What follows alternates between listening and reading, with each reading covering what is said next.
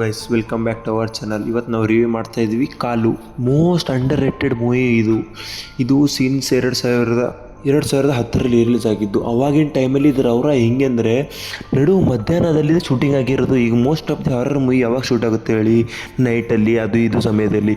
ಇದು ಮಧ್ಯಾಹ್ನದಲ್ಲಿ shoot ಆಗಿರೋಕ್ಕಂಥ movie. ಆ ಥರ ಡೇಂಜರು ನಾನು ನೋಡಿನ ಗುರು, ಅರೆ ನೆಕ್ಸ್ಟ್ ಲೆವೆಲ್ ಭಯ. ಅಂದರೆ ಅವಾಗ ರಿಲೀಸ್ ಆಗಿದ್ದು. ನಾನು ಮೊನ್ನೆ ರೀಸೆಂಟಾಗಿ ನೋಡಿದೆ, ಯಾರೋ ನನ್ನ ಫ್ರೆಂಡ್ ಸಜೆಸ್ಟ್ ಮಾಡಿದ್ದು.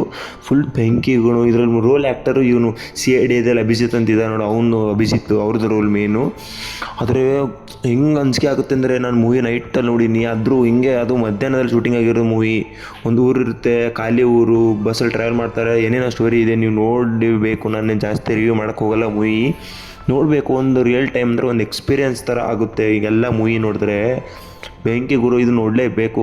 ಈ ಥರನೇ ಮೂವಿ ನಿಮಗೆ ಬೇಕಾದರೆ ಸಜೆಸ್ಟ್ ಮಾಡಿ, ನಾವು ಹೇಳ್ತೀವಿ ನಿಮಗೆ. ನಮ್ಮ ಚಾನಲ್ಗೆ ಸಬ್ಸ್ಕ್ರೈಬ್ ಮಾಡಿ ಗೈಸ್, ಥ್ಯಾಂಕ್ಸ್. ಇದು ಮೂವಿ ಮತ್ತು ನಿಮಗೇನು ಬೇರೆ ಕಡೆಯಿಂದ ಸಿಗಲ್ಲ, ಡೈರೆಕ್ಟ್ ಯೂಟ್ಯೂಬಲ್ಲಿ ಸಿಗ್ಬಿಡುತ್ತೆ ಗೈಸ್. ಅದು ಕ್ವಾಲಿಟಿಯಲ್ಲಿ ಸಿಗುತ್ತೆ. ಸರಿ ನೋಡ್ಕೊಂಡು ಹೇಳಿ ಗೈಸ್, ಕಮೆಂಟ್ ಮಾಡಿ ನಮ್ಮ ಚಾನಲ್ಗೆ ಹೆಂಗಿತ್ತು ನಿಮಗೆ ಇದು ಮೂವಿ ಅಂತ ಎಕ್ಸ್ಪೀರಿಯೆನ್ಸು. Thanks guys.